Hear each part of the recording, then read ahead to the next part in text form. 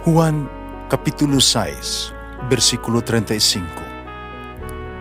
Si Jesus miingon kanila, "Ako mao ang pan nga naghatag sa kinabuhi. Ang muari kanako dili nagayod gutomon, ug ang mutuo kanako dili nagayod uhawon." Ang mga puno Pan sa kinabuhi. maglikon unta sa mong pagtuo ug gagaka kami sa pagtuman sa imong mahal nga kasuguan. Ang Ginoo na kaninyo. Santos ng Ebanghelyo sumala ni San Lucas. Ito panahon na tunga si Jesus sa usa ka bungtod aron pag-ampo, dito nag-ampo siya sa Dios sa tibuok gabi. Pagkaadlaw na, gihatag niya ang iyang mga tinunan, gitawag niya iyang mga tinunan, gipili niya ang napulog duha kanila. Inganlan niya silang apostoles, si Simon, nga iyang usab nganlag Pedro, ug ang iyang igsuo nga si Andres, si Santiago ug si Juan, si Felipe ug si Bartolome, si Mateo ug si Tomas, Santiago nga anak ni Salfeo, si Simon, gitawag og Patriota, si Judas nga anak ni Santiago, ug si Judas Iscariote nga nahimong mabudhion. Ang Ebanghelyo sa Ginoo. Pasalamati ang Ginoo kay siya maayo, ang iyang gugma mulungtad hangtod sa kahangturan. Pasalamati ang Diyos sa tanang mga Diyos, ang iyang gugma malungtaron. Pasalamati ang Ginoo sa mga Ginoo, ang iyang gugma balungtaron.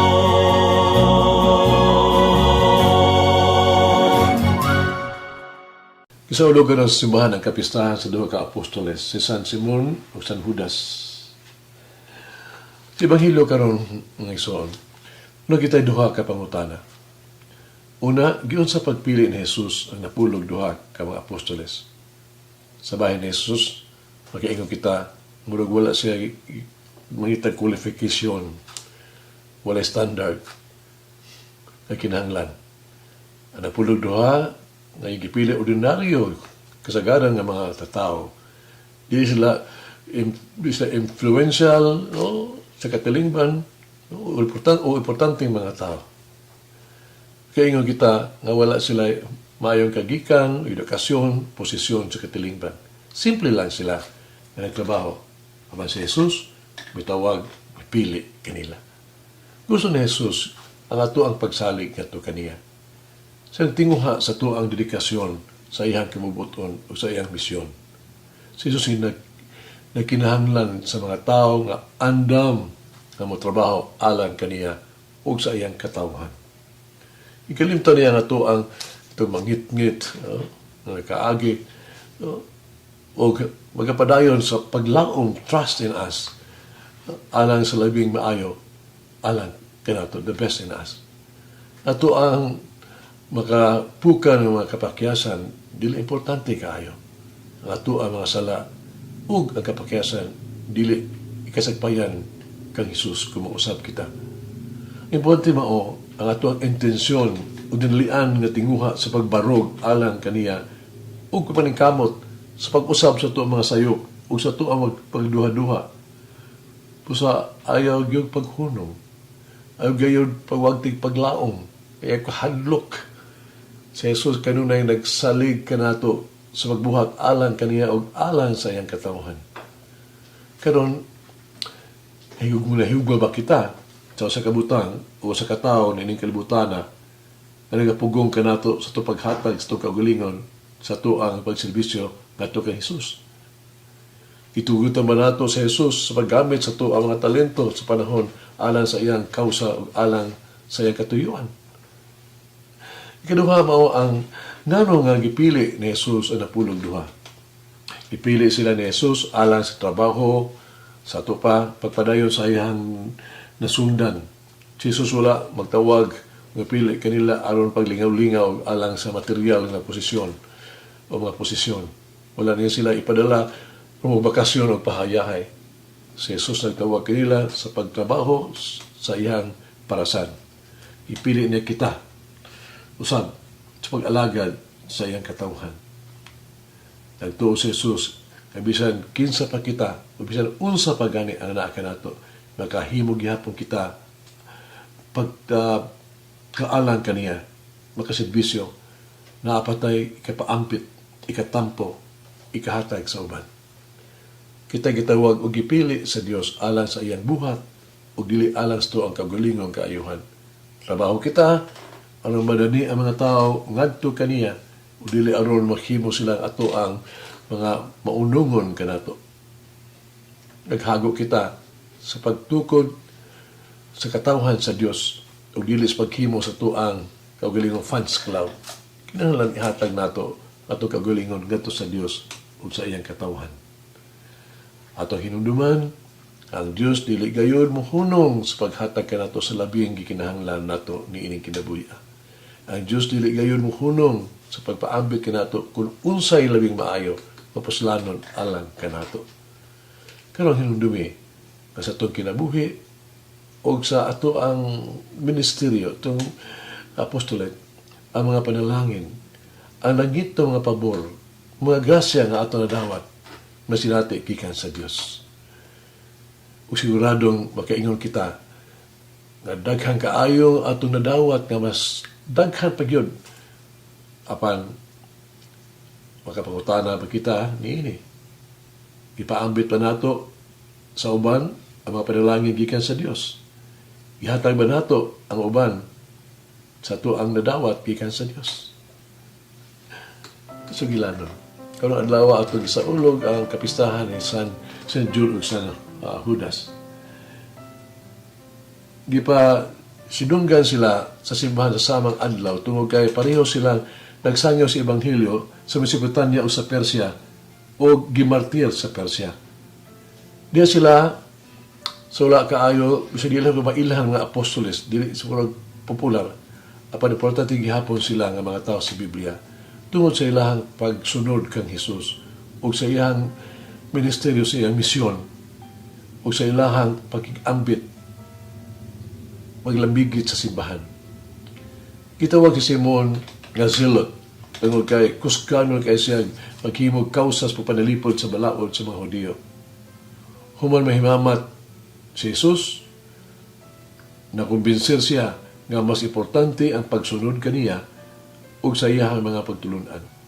Siya gimartir sa Persia pinaagi sa pagtunga sa iyang lawas gamit ang gabas. Si San Judas St. Jude, nailhan nga Tadeo. Sinaandan, giila siya ang tagsulat sa Testament letter of St. Jude. No? Nagsulat aron batukan ang mga heresiya, batok sa simbahan. Sa panahon sa Middle Ages, si San Judas gisangpit alang sa mga imposible nga mga hinungdan. No, siya bulig tawag Peter of the impossible. Ang kaya si St. Jude makatabang yun. Dibuto niya si San Bernardo o si San Bridget sa Sweden. Usas mga dibuto ni San Judas. Ang dibusyon ni San Judas, hapit mawala tungod kay ang iyang ngalan ko nilabigit man sa nga ni Judas Iscariote ang traidor. Ang dibusyon kang San Judas, nahibalik katunga sa 18th century sa Europa. Iingon nga si San Judas, no, gibunalan, ha? Hangto na matay, no? Bunalan, axed, hangto na matay siya. Hagit sa kinabuhi. Unsa man og di man ang Dios nagtawag o naghagit kanako. Saan sa pagiha? Mag-ampo kita. Nagagahom nga Dios, ang maluluyon nga amahan. Salamat kayo sa imong pagsalig kanako. Salamat kayo sa imong pagdawat kanako. Kabalo ako, nanginahanglan ko kanimo. Gituwag ko nimo. O gihatag ko kanimo ang akong pagtugot ug hingpit ka walay kondisyon. Kitanya ko kanimo akong tibuok kinabuhi sa hingpit ka walay pagduha-duha. Ipadala ako, sugo ako sa bisan asang dapit, o bisan kinsa. Itugyan ka na ako ang imong misyon, bisan unsa ang bisan kanusa. Sundon ko ikaw, akong sundon ang tumanon ang imong kibubuton. Walay pangutana sa akong bahin. Walay kondisyon. Buhaton na ko ang tanan para nimo, kanunay kung magtrabaho alang kanimo. Amen. Mama Mary, Queen of the Apostles, enkindle in my heart a true missionary spirit. Mulangin ang Diyos mga gaon sa tanan, Amahan, Anak, Espiritu Santo. Amen. May the Lord of the divine mercy bless us all, heal us from all diseases and suffering. Ayun unta niya kita, tanang mga sakit na sa lawas, o sa kalag, body and soul. In the name of the Father, the Son, and of the Holy Spirit. Jesus, I trust in you. Amen.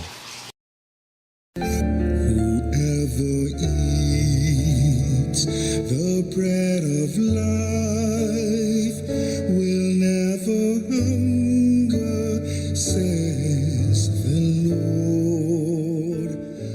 Kay galaan inyong nabati ang pagpaambit ug hamubong pamalandong sa pulong sa Dios pinaagi sa tulumanon pan sa kinabuhi nga gidumala ni Monsignor Daddy Silva. Hangtod na usab sa sunod higayon, daghang salamat. The bread of life.